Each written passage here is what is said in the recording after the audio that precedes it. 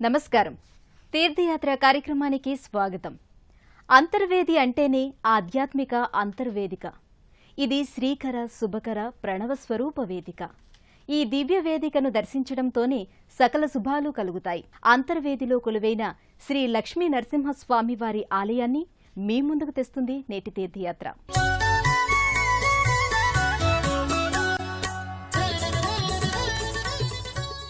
కలియుగ ప్రవేశానికి ముందే వశిష్ఠుడు అంతర్వేది వదిలి వెళ్లటంతో అర్చనాదులు లేక ఈ ఆలయం శిథిలమైందని చెబుతారు.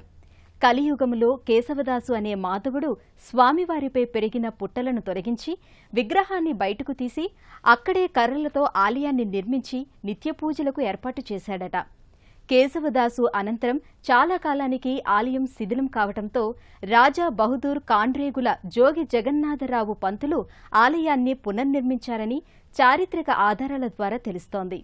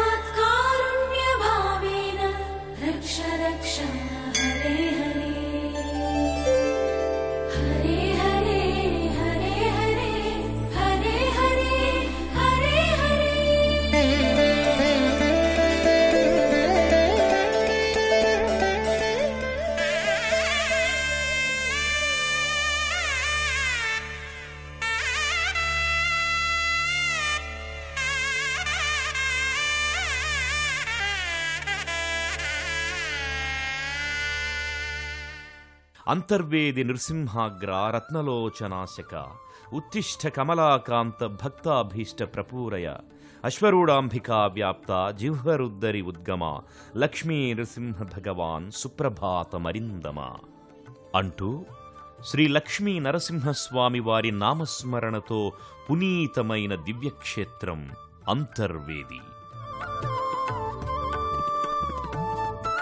శ్రీ లక్ష్మీ నరసింహస్వామి వారి లీలా విశేషాలతో పునీతమైన ఈ క్షేత్రం పచ్చని ప్రకృతి అందాలకు, ప్రశాంత వాతావరణానికి వేదికగా విరాజిల్లుతోంది.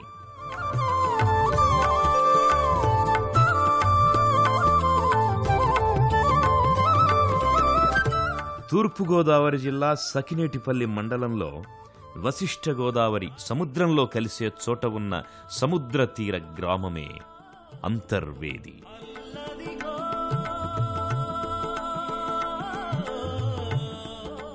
ఈ దివ్యక్షేత్రం చారిత్రక పౌరాణిక ప్రాశస్త్యంతో ఖ్యాతిగాంచినది.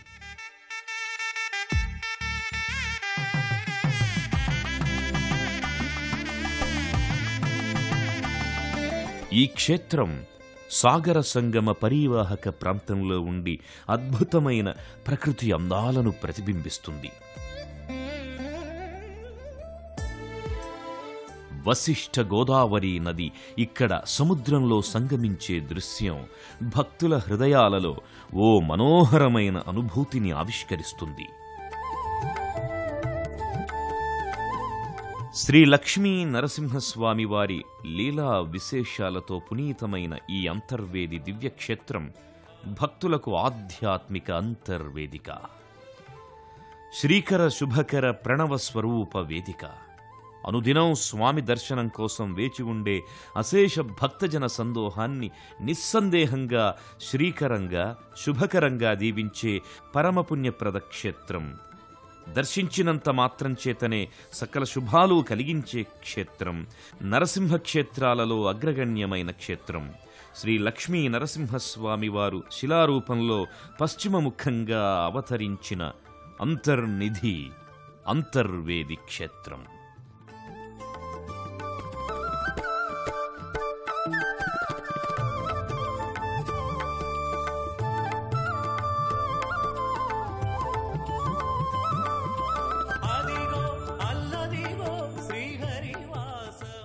అంతర్వేది నవనరసింహ క్షేత్రాలలో అగ్రగణ్యమైనదిగా విరాజిల్లుతోంది.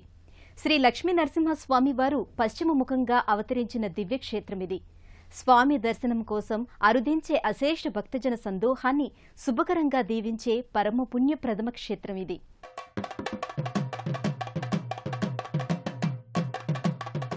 ఆలయ ప్రాంగణంలో ముందుగా భక్తులకు ఆంజనేయ స్వామి వారి ఆలయం దర్శనమిస్తుంది.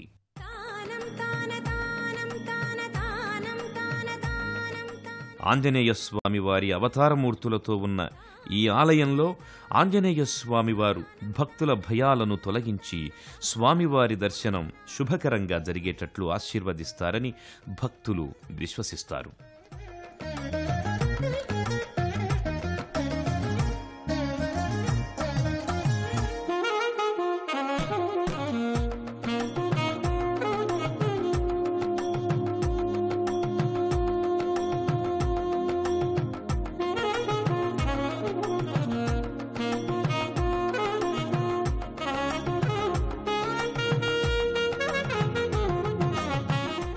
ఆంజనేయ స్వామి వారిని భక్తి శ్రద్ధలతో దర్శించుకున్న భక్తులు అనంతరం ప్రధానాలయంలోకి చేరుకుంటారు.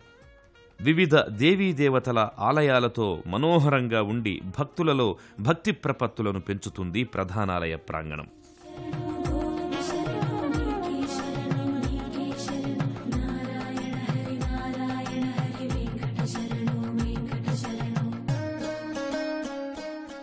ప్రధానాలయ ప్రాంగణంలోకి చేరుకున్న భక్తులకు ముందుగా రాజ్యలక్ష్మీ తాయార్ మందిరం దర్శనమిస్తుంది.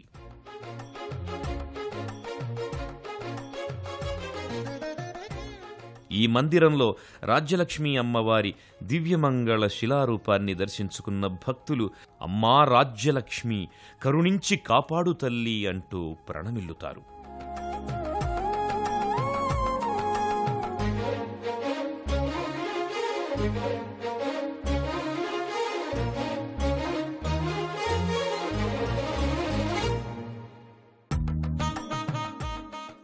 కొంచెం ముందుకు వెళ్తే గరుడాలయం కనపడుతుంది. స్వామి చెంత తానెప్పుడూ ఉంటాను అన్న రీతిలో ఈ ఆలయంలో ఉన్న గరుత్మంతుని శిలారూపం భక్తులకు దివ్యమైన అనుభూతిని కలుగజేస్తుంది.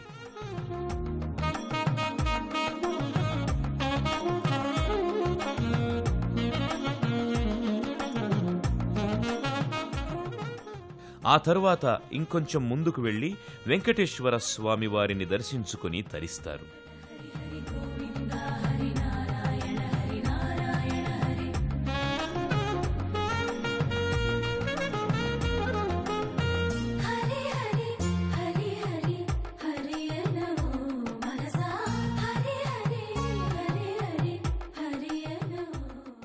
అనంతరం భూదేవి తాయారును దర్శించుకుని పునీతులవుతారు.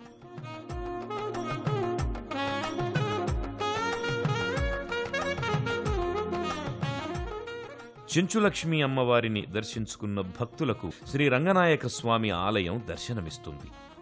శేషతల్పం మీద పవళించిన రంగనాయక స్వామివారి శిలారూపాన్ని దర్శించుకున్న భక్తులు భక్తితో ప్రణమిల్లుతారు.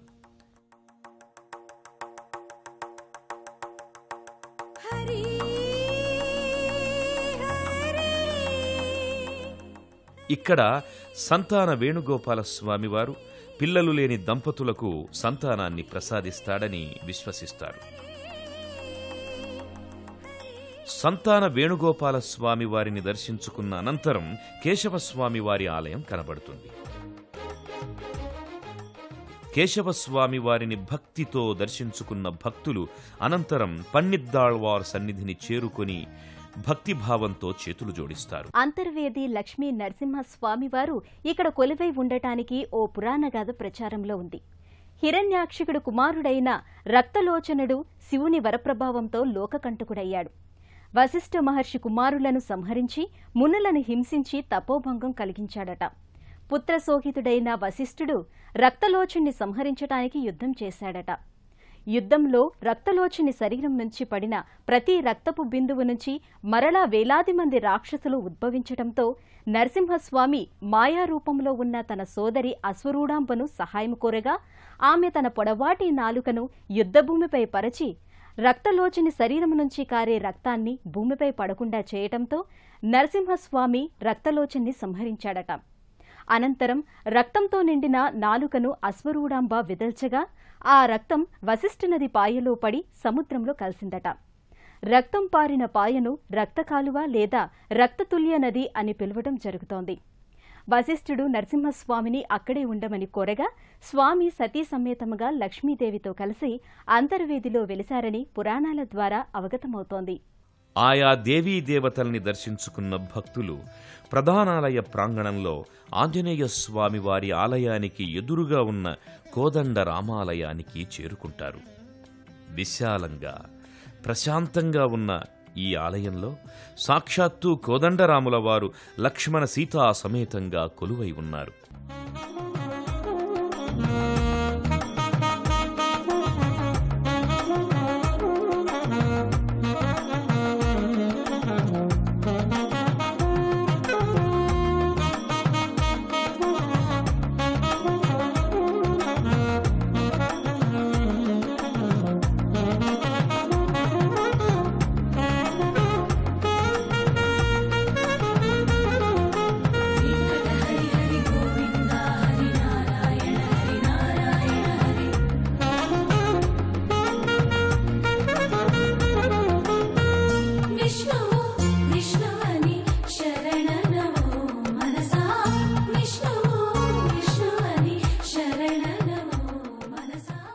కోదండ రామాలయాన్ని దర్శించుకున్న భక్తులు ఆ తరువాత గర్భాలయ ప్రాంగణంలో ఉన్న వేణుగోపాల స్వామి వారిని దర్శించుకుని తరిస్తారు.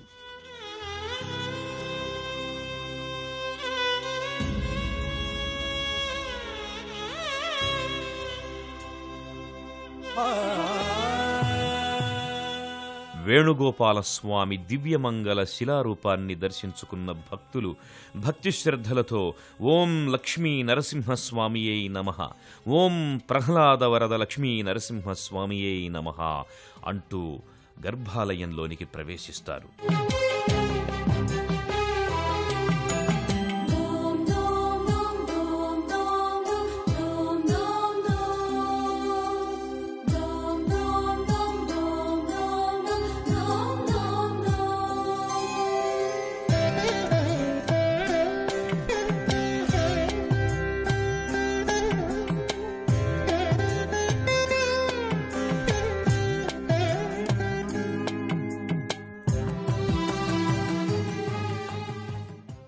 గర్భాలయ ప్రాంగణంలోకొచ్చిన భక్తులు అనంతరం లక్ష్మీ నరసింహస్వామి వారి దివ్యమంగళ శిలారూపాన్ని దర్శించుకొని శ్రీకూర్మానాయిక వరహే సపూచితౌగ్ర పంచామృతై ప్రతిదినం పరిశాంతరౌద్ర ఉత్తిష్ఠ పూజ్య పరిపూజ్య పవిత్ర పాశ లక్ష్మీ నృసింహ భగవాన్ తవ సుప్రభాతం అంటూ స్మరిస్తూ భక్తితో చేతులు జోడిస్తారు.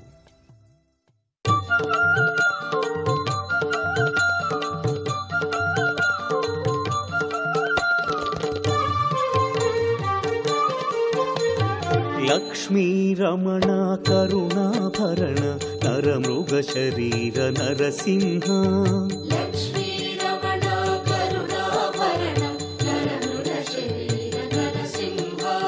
పంకజ నయన పన్నగ శయన జయ జయ లక్ష్మీ నరసింహ.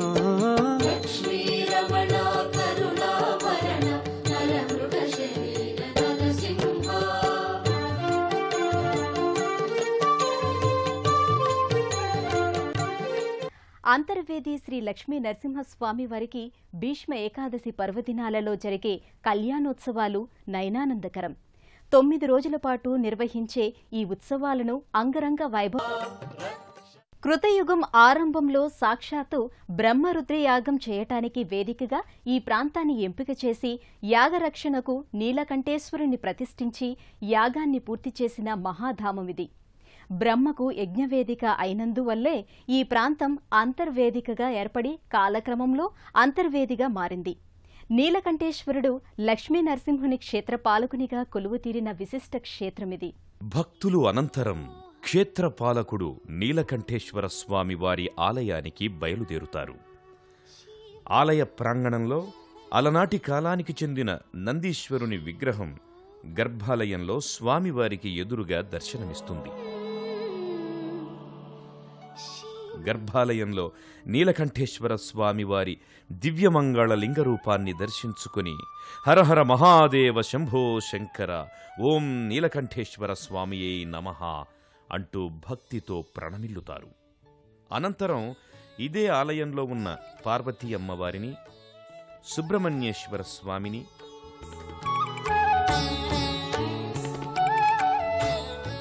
విఘ్నేశ్వరుని, దుర్గా అమ్మవారిని భక్తితో దర్శించుకొని తరిస్తారు. శ్రీ నీలకంఠేశ్వర స్వామివారిని దర్శించుకున్న భక్తులు అనంతరం అశ్వరూఢాంబిక అమ్మవారిని దర్శించుకొని తరిస్తారు. అంతర్వేదికి చేరుకోవడానికి రాజమండ్రి వరకు బస్సు లేదా రైల్లో ప్రయాణించి అక్కడి నుండి సకినేటిపల్లి మీదుగా అంతర్వేదికి సులభంగా చేరుకోవచ్చు. నర్సాపురం రేవు దాటి వచ్చే యాత్రికులు సకినేటిపల్లి దొందు మీదుగా అంతర్వేదికి చేరుకోవచ్చు.